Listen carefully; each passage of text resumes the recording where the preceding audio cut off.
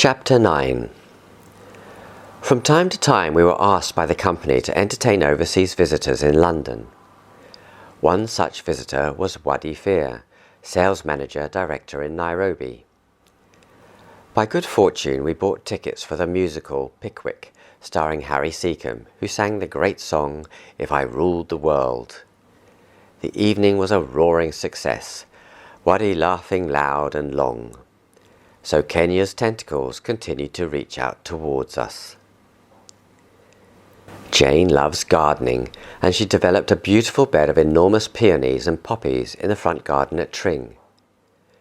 Eventually the back garden consisted mainly of lawn and, against the low wire fence on the right-hand side, a row of dwarf pyramid apple trees.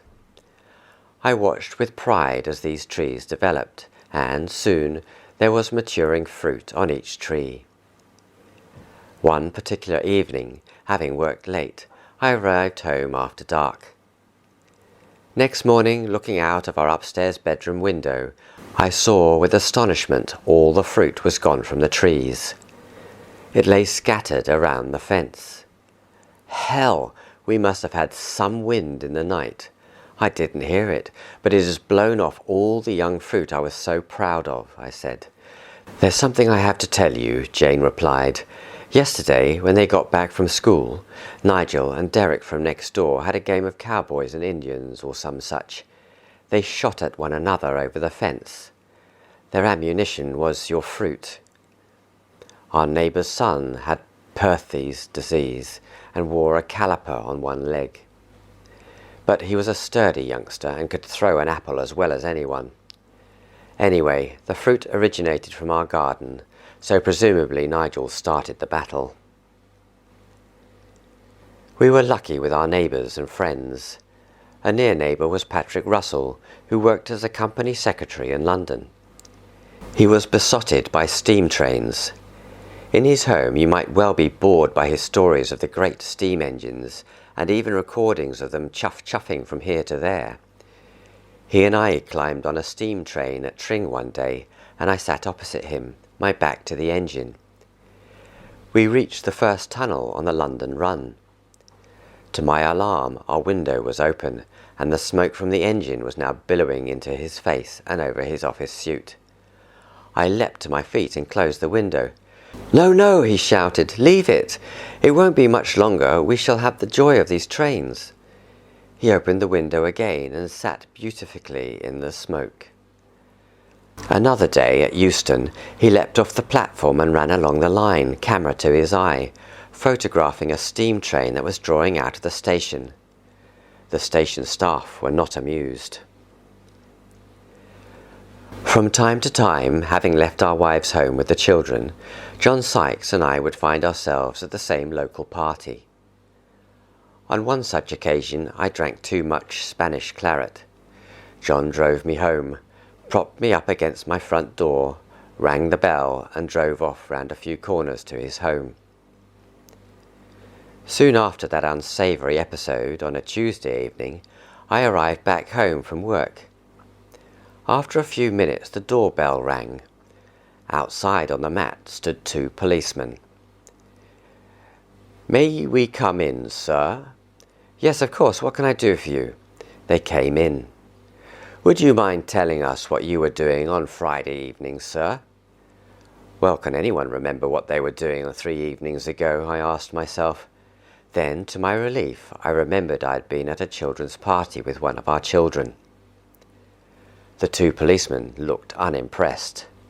That's different to what your wife told us this afternoon, sir." "This afternoon? This afternoon? And Jane didn't tell me they were coming to question me." We talked on. They asked to see all my underpants, those on me and those elsewhere in the house. Jane agreed now that my memory of my actions and whereabouts on that Friday evening were correct. Also, she told me the police had warned her against saying anything to me about their pending visit. She had thought it right to obey them.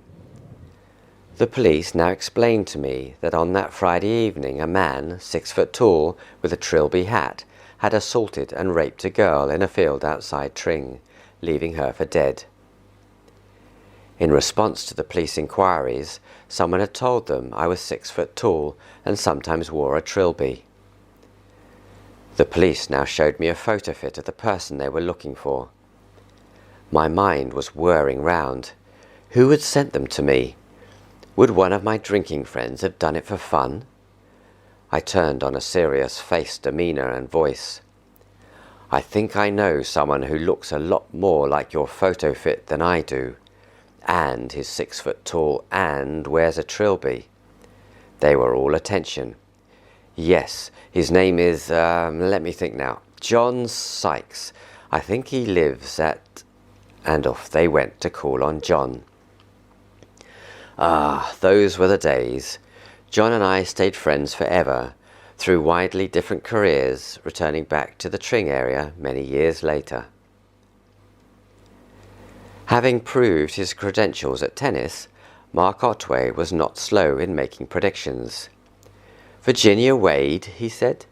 Look, I've played with her and against her many times, and she just doesn't have the mental strength to win a big championship. Certainly she'll never win Wimbledon. Well, some 10 years later, aged 32, Virginia Wade was Wimbledon singles champion 1977 at her 17th attempt.